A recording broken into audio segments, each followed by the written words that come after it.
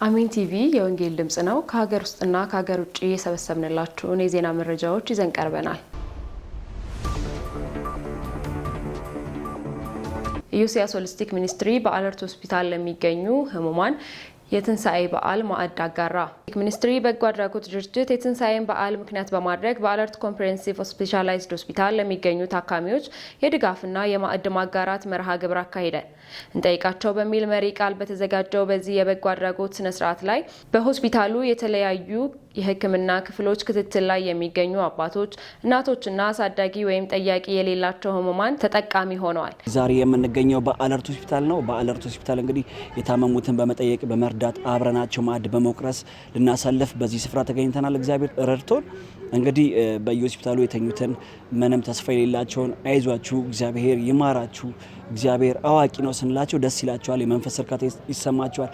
ስለዚህ በዚህ ወይ ዛሬ በአለርት ሆስፒታል እንግዲህ የታመሙትን በመጠየቅ በመርዳት በማገዝ የተለያዩ እቃዎችን ይዘን በመምጣት የሴቶች ንጽህና መጠበቂያ እንዲሁም ደግሞ ዳይፐር፣ ሶፍት፣ ቫዝሊን፣ ሳሙና እንዲሁም ደግሞ አብረናቸው ማዕድ በመብላት እናሳልፋለን። እግዚአብሔር እርቶን ከዚህ ፕሮግራም ጀርባ ያላችሁ የተለያያችሁ ሰዎች እያገዛችሁን ያላችሁ እየደገፋችሁን ያላችሁ በዚህ አጋጣሚ እግዚአብሔር ይባርካችሁ ልላችሁ እወዳለሁ። ድርጅቱ ከማዕድ ማጋራትን በተጨማሪ የንጽህና መጠበቂያ ቁሳቁሶችን ጨምሮ የተለያዩ አይነት ድጋፎችንም አበርክቷል። የሚኒስትሪው መስራች ዋና አስተባባሪ ዘማሪ ኢዮስያስ ሲሳይ እንደገለጹት ድርጅቱ ከረጅም ጊዜ በፊት ጀምሮ ሲያከናውነው የነበረውን የበጎ አድራጎት ስራ በቅርቡ ህጋዊ እውቅና በማግኘት አጠናክሮ ቀጥሎበታል።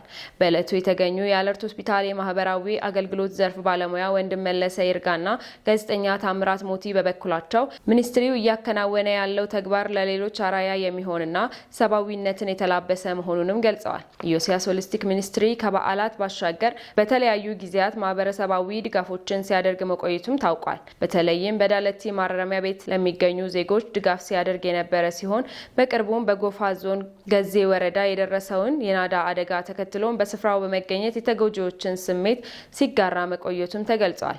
መርሃ ግብሩ ድጋፍ የተደረገላቸው ታካሚዎች ባደረሱት የምስጋናና የባርኮት ስነ ስርዓትም ተጠናቋል። አሜሪካ የኢራንን የጭነት መርከብ መያዟን አስታወቀች።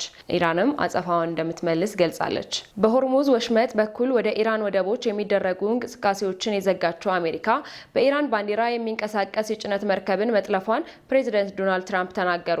ፕሬዚደንቱ በማህበራዊ ሚዲያ ገጻቸው እንዳስታወቁት ቱስካ የተሰኘው መርከብ የተያዘው ጉዞውን እንዲያቆም በአሜሪካ ባህር ኃይል የተሰጠውን ማስጠንቀቂያ ባለማክበሩ ነው ብለዋል። ኢራን የአሜሪካ እርምጃ የተኩስ አቁም ጥሰት እንደሆነ የገለጸች ሲሆን በትጥቅ የታገዘ የባህር ላይ ውንብድና ስትል ለጠራችው ለዚህ ድርጊት አጸፋውን እንደምትመልስ ዝታለች። እርምጃው እንደተወሰደ የገለጸው ምክትል ፕሬዚዳንት ጄዲ ቫንስ ከኢራን ጋር የሚደረገው ጦርነት ለመቋጨት ፓኪስታን ውስጥ በሚካሄደው ሁለተኛ ዙር ድርድር ላይ የአሜሪካን ልዑክ እንደሚመሩ ዋይት ሀውስ ካረጋገጠ በኋላ ነው። እስካሁን ኢራን በድርድሩ የመሳተፏን ነገር አላረጋገጠችም።